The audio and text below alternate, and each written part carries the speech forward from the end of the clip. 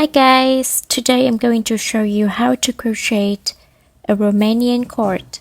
It's a sturdy cord that looks beautiful on both sides. I've made one for my flower bag's handle. You can find the pattern in the description below. Now grab your yarn and hook and get started. I'm using braided chunky yarn for better explanation. The crochet hook is 4mm. We will start with a foundation chain of 2. I prefer starting with the knotless method. You can just make a knot in chain 2. Step 1. Make a single crochet to the first chain or the second chain from hook. So insert your hook, pull off a loop, 2 loops on your hook. Yarn over and pull through both loops on your hook. Step 2.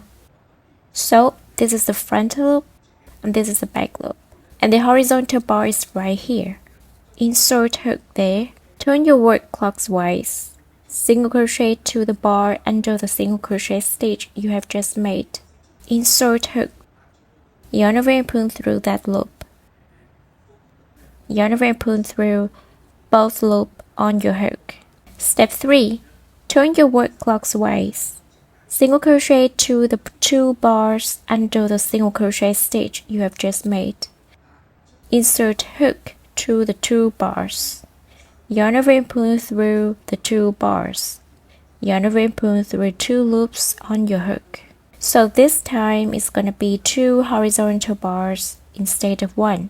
Then just repeat the step 3 as much as you want. And that's the Romanian cord. You can make it as long as you like. This type of cord is super strong, perfect for bag straps or jewelry. I used a long Romanian cord to make both the side and the strap for this flower bag. It's not just strong and beautiful, it is also quick and easy to make. I use sport yarn, so in order to make it stronger and bigger, I crocheted with 2 strands of yarn. If you enjoyed this tutorial, don't forget to like, save and share. And let me know in the comments how you plan to use your Romanian cord. Happy crocheting!